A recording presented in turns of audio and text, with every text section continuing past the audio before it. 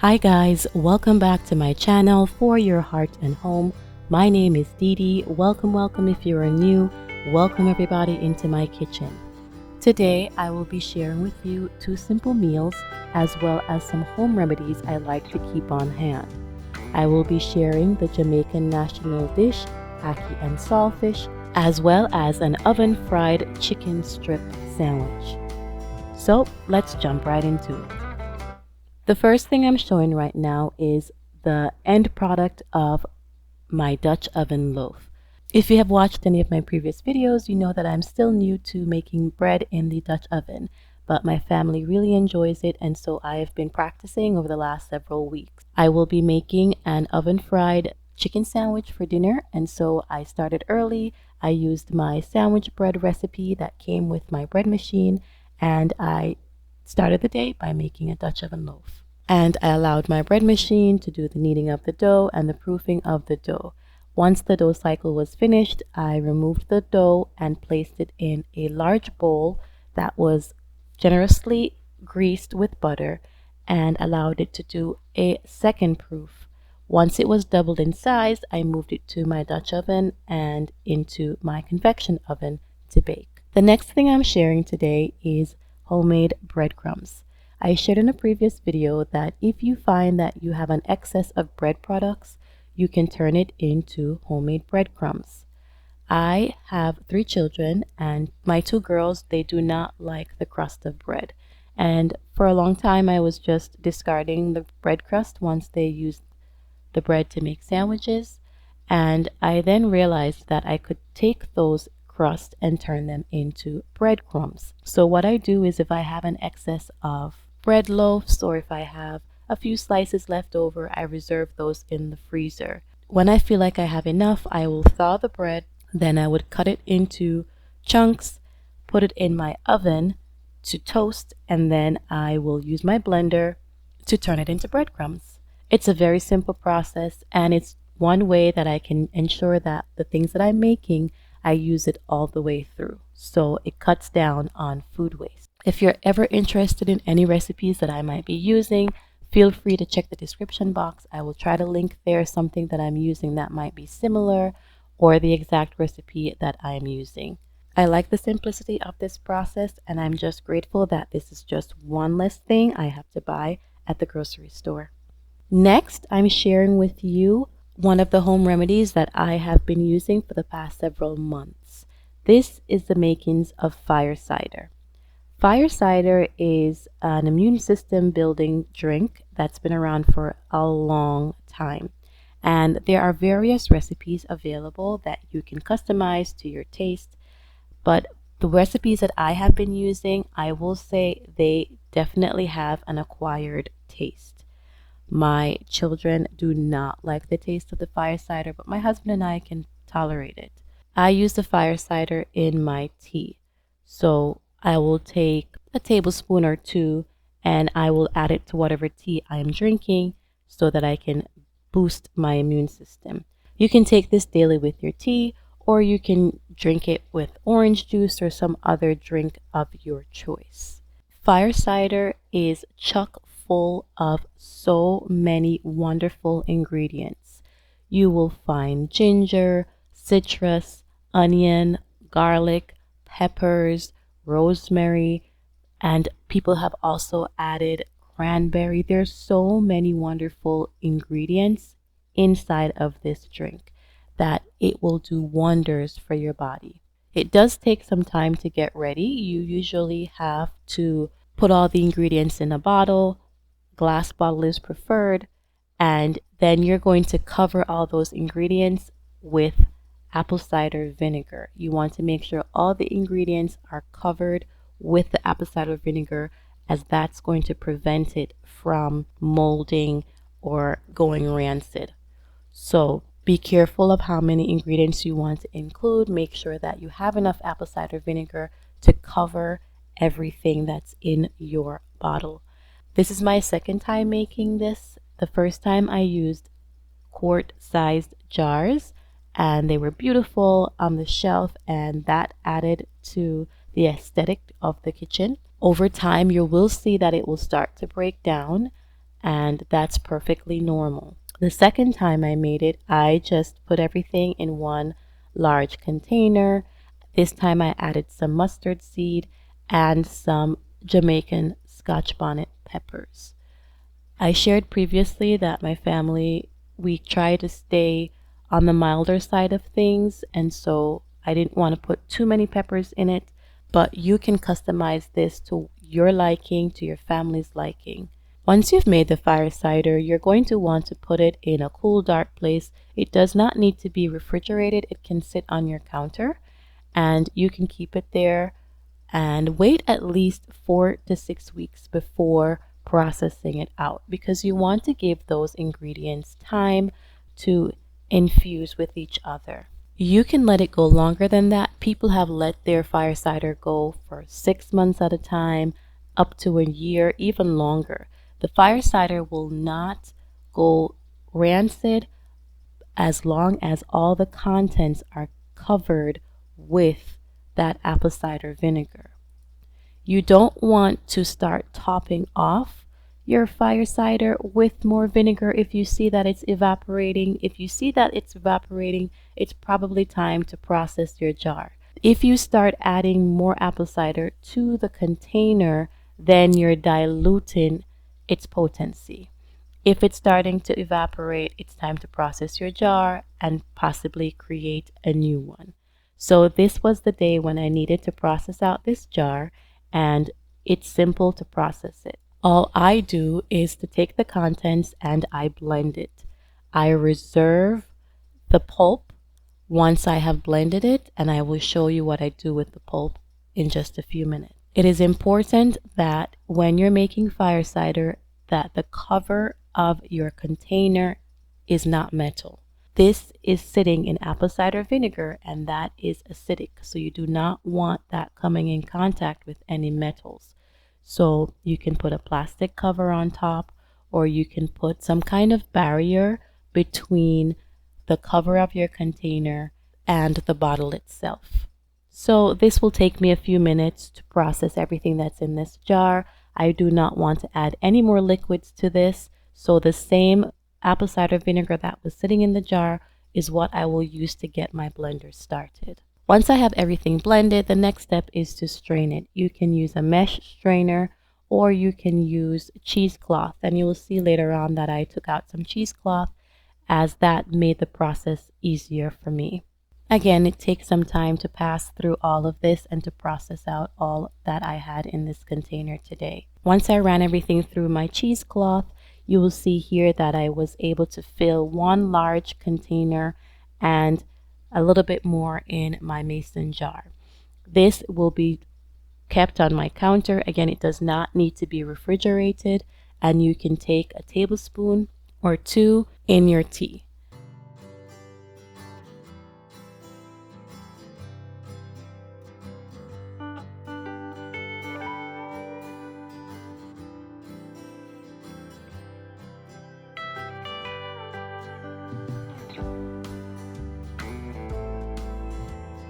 Now, this is the pulp. This is what is left over from me blending the contents of what was in that jar. So as you can see here, I have the pulp reserved, and I have laid it as flat as possible on a tray, because my intention is to put this in the oven to dehydrate it. I use my oven as a dehydrator. I use it on the lowest possible setting, which is around the 120 mark, and I will leave this in my oven for several hours for it to dry out. I do this so that I can use the pulp in another way. You're going to keep checking on this over the course of several hours. You're going to make sure that the entire thing is drying out. You're going to move it around, and once everything is crispy and fully dried out, you can run it through your blender one more time. And once you run it through the blender one more time, you're essentially going to create fire cider seasoning. This fire cider seasoning can be added to anything of your choice. For me, I like to add it to my chicken dishes. So if I'm making curry chicken, if I'm making barbecue chicken, anything I'm doing, I try to add it to the chicken meal. As I stated before, My children do not like drinking the fire cider, but when I have it incorporated in a meal, they won't even know the difference. And so this is just another way to use up all of the fire cider. I'm able to extract the juices and I'm able to dehydrate the pulp and use it in my cooking as another way to infuse more vitamins and nutrients in the meal. Next up is ackee and saltfish, the Jamaican National Dish. We are having it today with some fried dumplings. This is something that we have usually on the weekends when we have extra time during the day. It's something that my children are still not sure they like. So this really is a meal for my husband and myself. It's very simple to put together. I had pre-washed the ackee. I boiled the saltfish so that I could remove the excess salt. I diced up some vegetables. I sauteed it all together, and then I fried some dumplings, and we were able to enjoy that for breakfast on this day. So there you have it, our completed meal, ackee and saltfish. Again, this is a Jamaican national dish, and one way that I try to incorporate some kind of food culture to my children. They always have the opportunity to taste whatever I make, and if they like it, they like it. If they don't, that's okay too. So on this day, rather than having ackee and saltfish, they had scrambled eggs with their fried dumplings. All right, guys, here I am sharing with you the makings of vanilla extract. I was able to get these vanilla beans online, and I was able to get my hands on this Jamaican Rare Nephew overproof white rum, and I'm going to use that as my base for my vanilla. Some people use vodka and other types of alcohol. For me, I'm going to use this. And this is a very simple process. You're simply going to split the vanilla beans down the middle, and you're going to put as much as you can in each of your bottles that have already been sanitized and washed. I believe this package came with 10, so I just put 3 whole beans and a third of another bean into each bottle. And I had just enough alcohol to fill all of the containers. You're going to fill your containers all the way until you cover the beans, and you also want to leave a little bit of head space. This takes several weeks, if not months, to come to maturity, so this is not something that I'm going to be using very soon. I don't plan to use this anytime soon, probably in the summer, if not even later. The longer you let the beans sit in the alcohol, the more potent it's going to be. So I don't have any plans to use this anytime soon. But if this is something that I find that works really well for us, it's definitely something I will be doing again. I am so excited about this process, you guys. I'm really happy that I was able to figure this out, and I'm excited to see how it turns out. The next home remedy I'm sharing with you is garlic honey. This is another simple, easy to do thing, and you can use this whenever you have a tickle in your throat. You can use this in lieu of cough syrup. This is my first time doing it, so I really don't know if this is something that we will do again. But again, anything that I can do that is a homeopathic approach to health, I'm really for that, and I'm willing to give it a try. My intention is to use this as a sweetener in my tea. Simply take a tablespoon or so of honey and use it to sweeten my tea, and those wonderful healing properties will be infused in the tea. If you're brave enough, you can use it and just take the honey by itself, but I'm more likely will be infusing this into my teas. And now I have 2 options. I can use the firecider, or I can use the garlic infused honey. You can also use onion infused honey. So you can have onion infused honey, garlic infused honey, or you can put garlic and honey, or you can put garlic and onion in honey. So there are many variations for this. I will look to see if I can find a link to more recipes for you, and you can access that in the description box. So here you have it. My firecider is ready. My garlic infused honey is ready, as well as my vanilla extract. Both the vanilla extract and the garlic infused honey need some time to allow the ingredients to soak in. The garlic infused honey I'm going to stir daily to ensure all the garlic remains covered in that honey.